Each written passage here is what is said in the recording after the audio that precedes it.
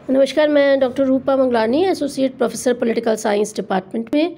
हमारा आज का टॉपिक है राज्यपाल की शक्तियाँ। तो भारत में संघीय स्तर के समान ही राज्यों में भी संसदीय लोकतंत्रात्मक शासन व्यवस्था को अपनाने के कारण राज्यपाल की स्थिति राष्ट्रपति की भांति संवैधानिक प्रमुख की है। अच्छा देखिए, संवैधानिक प्रमुख क्या होता है? संवैधानिक प्रमुख का अर्थ है कि कॉन्स्टिट्यूशनल हेड, जो सैद्धांतिक रूप से तो सर्वोच्च होता है, लेकिन वास्तव में शक्तियाँ किस में निहित होती हैं? मंत्रिमंडल में। तो एक विचारक हुए हैं दुर्गादास बसु, उन्होंने स्पष्ट किया है कि राष्ट्रपति की कूटनीतिक और संकटकालीन शक्तियों के अतिरिक्त राज्यपाल की शक्तियाँ राष्ट्रपति के समान ही हैं।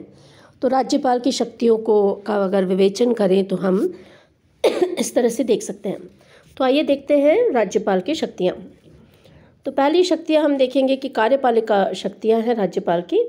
तो अनुच्छेद 154 के अनुसार राज्य की कार्यपालिका शक्तियाँ राज्यपाल में निहित हैं, जिन्हें राज्यपाल स्वयं या अपने अधीनस्थों के माध्यम से प्रयुक्त करता है।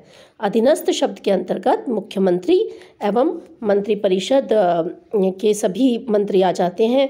ये राज्यपाल के अधीनस्थ हैं, अतः उसमें निहित शक्तियों का प्रयोग कर सकते हैं। राज्यपाल मुख्यमंत्री की नियुक्ति करता है तथा उसके परामर्श से अन्य मंत्रियों की नियुक्ति करता है। राज्यपाल महाधिवक्ता, लोक सेवा आयोग के अध्यक्ष तथा इसके सदस्यों की भी नियुक्ति करता है। उच्च न्यायालय के न्यायाधीशों की नियुक्ति के संबंध में भी उससे परामर्श लिया जाता है। वह मुख्यमंत्री के परामर्श से मंत्रियों के विभागों का वितरण करता है। मुख्यमंत्री एवं मंत्रिपरिषद को पद व गोपनीयता की शपथ दिलाता है। आवश्यकता पड़ने पर उन्हें पदच्युत करता है। मुख्यमंत्री का यह दायित्व है कि वह मंत्रिपरिषद की नीतियों व निर्णयों की सूचना राज्यपाल को निरंतर दे। साथ ही राज्यपाल स्वयं भी मुख्यमंत्री से सूचनाएं एवं जानकारी प्राप्त कर सकता है। तो इस प्रकार हम देखते हैं कि राज्यपाल जो है उसके द्वारा राज्य के महाधिवक्ता तथा राज्य लोक सेवा आयोग के अध्यक्ष व अन्य सदस्यों की नियुक्ति की जाती है। तो राज्य में यदि संवैधानिक संकट हो जाए तो राज्यपाल इस स्थिति की सूचना राष्ट्रपति को देता है तथा संकट काल घोषित होने पर वह संघ के अभिकर्ता के रूप में काम करता है। तो राज्यपाल विश्वविद्यालय के कुलपति की नियुक्ति करता है। कुछ राज्यपालों को विशेषाधिकार प्राप्त है। संविधान के अनुच्छेद 244 के अंतर्गत विशेष क्षेत्र घोषित जनजातियों के प्रशासन एवं विकास योजनाओं के संबंध में संबंधित राज्य के राज्यपाल के पास कुछ शक्तियां होती हैं। जैसे असम के राज्यपाल के पास जो है वो कुछ शक्तियां प्राप्त हैं जनजाति क्षेत्र के बारे में। असम के राज्यपाल को जनजाति क्षेत्रों के प्रबंधन के लिए और सिक्किम के राज्यपाल को शांति स्थापित करने के लिए विशेषाधिकार दिए गए हैं। जहाँ तक विधायी शक्ति का संबंध है, विधायी यानी विधान निर्माण से संबंधित, तो राज्यपाल व्यवस्थापिका का प्रमुख है। वह विधानसभा के अधिवेशन बुला सकता है, उसके किसी सदस्य का सत्रावसन कर सकता है तथा राज्य विधानसभा को किसी भी समय भंग भी कर सकता है। वह राज्य विधानमंडल के दोनों सदनों, विधानसभा और विधान परिषद के संयुक्त अधिवेशन को संबोधित कर सकता है। विधानमंडल द्वारा पारित कोई विधेयक तब तक कानून का रूप धारण नहीं कर सकता जब तक राज्यपाल उस पर अपनी स्वीकृति न दे, किंतु वह वित्त विधेयक पर स्वीकृति करने से इनकार नहीं कर सकता। वित्त विधेयक के अतिरिक्त अन्य विधेयकों को राज्यपाल स्वीकार अथवा अस्वीकार कर सकता है अथवा विधानमंडल के पास पुनर्विचार के लिए प्रेषित कर सकता है। यदि विधेयकों को राज्यपाल के परामर्श के अनुकूल संशोधन सहित या संशोधन रहित विधानसभा पुनः पारित कर दे तो विधेयक पर राज्यपाल को हस्ताक्षर करने होंगे। कुछ विधेयकों को राज्यपाल राष्ट्रपति के विचारार्थ आरक्षित रख सकता है। जैसे उच्च न्यायालय की शक्तियों में कमी करने वाले विधेयक राष्ट्रपति की स्वीकृति के लिए सुरक्षित रखे जाते हैं। राज्यपाल की सबसे महत्वपूर्ण शक्ति अनुच्छेद 213 के तहत अध्यादेश प्रसारित करने की होती है। जिस तरह राष्ट्रपति को अनुच्छेद 123 के अनुसरण में संसदीय क्षेत्र में अध्यादेश प्रदान करने की शक्ति प्राप्त है, उसी तरह राज्यपाल को भी अनुच्छेद 213 के माध्यम से अध्यादेश जारी करने की अधिकार प्राप्त है।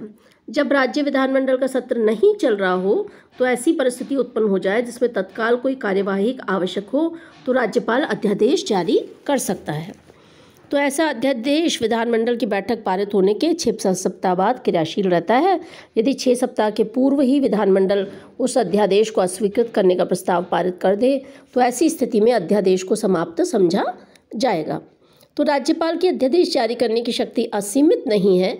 कुछ मामलों में राष्ट्रपति के निर्देश के बिना राज्यपाल कोई अध्यादेश जारी नहीं कर सकता है। जैसे जिस विधेयक पर विधानमंडल में प्रस्तुत करने से पूर्व राष्ट्रपति की स्वीकृति लेनी पड़ती है, उस विषय पर अध्यादेश जारी करने के पूर्व राज्यपाल को राष्ट्रपति से निर्देश लेना होगा। इसी तरह से राज्यपाल जिन विषयों पर राष्ट्रपति का विचार लेना आवश्यक समझता है, उस विषय पर अध्यादेश जारी करने के पूर्व वह राष्ट्रपति से परामर्श करेगा।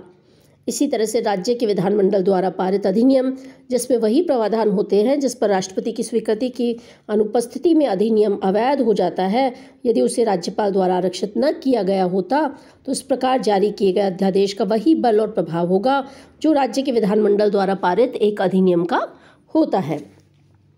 इसके अतिरिक्त राज्यपाल की अध्यादेश जारी करने की शक्ति राज्य विधानमंडल की शक्ति की सहविस्तारी है। राज्यपाल केवल उन्हीं विषयों पर अध्यादेश जारी कर सकता है जिन पर विधानमंडल विधि निर्माण कर सकता है। राज्यपाल की अध्यादेश जारी करने की शक्ति में इसका दुरुपयोग शामिल नहीं है। एक महत्वपूर्ण निर्णय आया था DC वाधवा बनाम बिहार राज्य, उसमें अध्यादेश के दुरुपयोग के संबंध में निर्णय दिया गया था और ये कहा गया था कि यह अगर अध्यादेश असंवैधानिक हो तो उसे निरस्त भी रोका जा सकता है।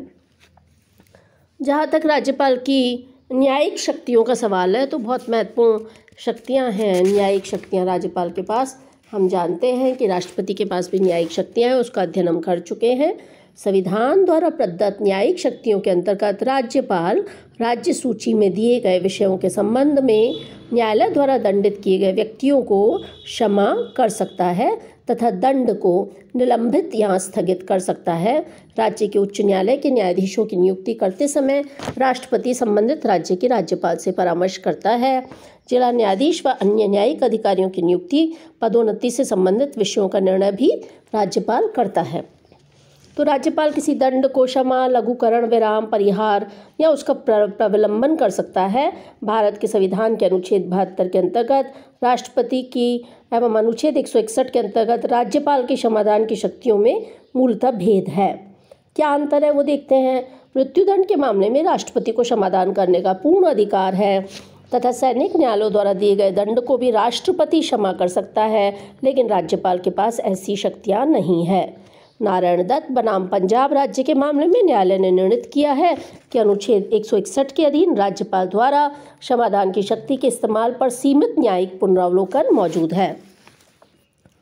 इसके अतिरिक्त राज्यपाल के पास विवेकाधिकार भी होते हैं। भारतीय संविधान के अनुच्छेद 163 के तहत विवेकाधिकार के संबंध में राज्यपाल को पर्याप्त शक्तियां दी गई हैं। संविधान के अनुच्छेद 163(2) के अनुसार इस बात का निर्धारण करना स्वयं राज्यपाल का क्षेत्राधिकार है कि कौन सा कार्य उसका विवेकाधिकार के अंतर्गत आता है और कौन सा नहीं। राज्यपाल के इस निर्णय को चुनौती नहीं दी जा सकती कि अमुक विषय उसके क्षेत्राधिकार के अंतर्गत आता है या नहीं आता।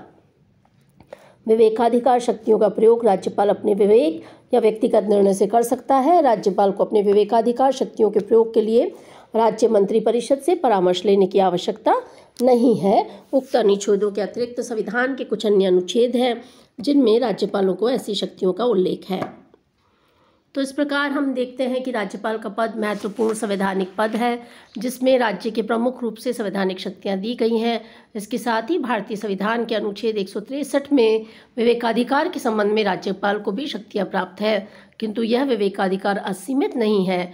MV पायली के अनुसार इसका प्रयोग इस प्रकार होना चाहिए जिससे संसदीय प्रजातंत्र को हानि नहीं हो। इसी प्रकार मैं राज्यपाल की एक और शक्तियों का विवेचन करना चाहूँगी और वो राज्यपाल की जो शक्तियाँ हैं वो हैं वित्तीय शक्तियाँ। राज्यपाल की सिफारिश के बिना कोई भी धन विधेयक प्रस्तुत नहीं किया जा सकता। राज्यपाल की सिफारिश पर ही अनुदान की मांग प्रस्तुत की जा सकती है। राज्यपाल विधानमंडल से पूरक, अतिरिक्त तथा अधिक अनुदान की मांग कर सकता है। राज्य की संचित निधि राज्यपाल के ही अधिकार में रहती है तथा विधानमंडल से स्वीकृति की अपेक्षा में वह इस विधि से किसी प्रकार के व्यय की अनुमति दे सकता है। राज्यपाल जब तक राज्य का बजट विधानमंडल द्वारा पारित नहीं होता तब तक आकस्मिक निधि से अदृश्य व्यय की पूर्ति की आज्ञा दे सकता है। तो इस प्रकार हमने राज्यपाल की शक्तियों का विवेचन देखा और राष्ट्रपति और राज्यपाल की शक्तियाँ दोनों ही महत्वपूर्ण है। दोनों की तुलना भी पूछी जाती है तो हम तुलना भी देखेंगे। अगले टॉपिक में हम राज्यपाल की स्थिति या भूमिका पर विवेचन करेंगे और ये शक्तियाँ महत्वपूर्ण हैं। आप इसकी टॉपिक की तैयारी कीजिए और अगर कोई दिक्कत होती है तो हम मिलेंगे तो उस पर चर्चा करेंगे। अपने और अपने परिवार के स्वास्थ्य का ध्यान रखिए। शुभकामनाएँ।